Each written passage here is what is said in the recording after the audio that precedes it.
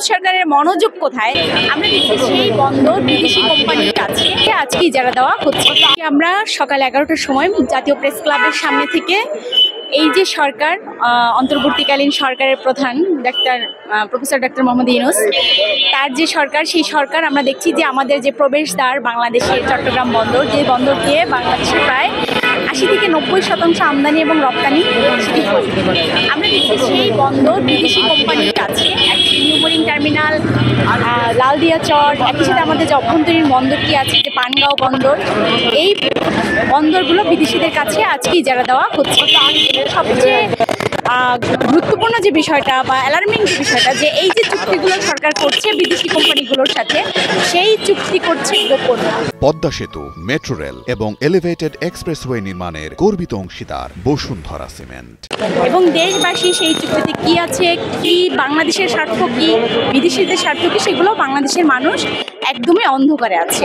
মানে আমরা বারবার বলেছিলাম যে আওয়ামী লীগ সরকার যখন গোপন চুক্তি করেছিল তার বিরোধিতা করেছিলাম, এবং আমরা এই সরকারের কাছে দাবি জানিয়েছিলাম যে আওয়ামী লীগের সাথে আওয়ামী লীগ যে গোপন চুক্তিগুলো করেছিল সেগুলো উন্মুক্ত করতে হবে দেশবাসীর সামনে, এবং একই সাথে কোনো ধরনের গোপন চুক্তি সেটি করা যাবে না।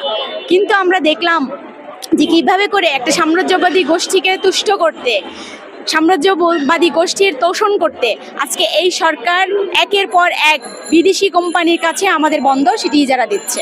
আমরা যখন সেই বন্দর ইজারার প্রতিবাদে এবং বাতিলের দাবিতে যখন মিছিল করছিলাম, সেই মিছিল যখন শান্তিপূর্ণভাবে যাচ্ছিল, আমরা দেখছি যে কিভাবে করে এই পুলিশ বাহিনী, এই সরকারের পেটুয়া বাহিনী পুলিশ, সেই পুলিশ ন্যাক্কার জন্য হামলা চালিয়েছে।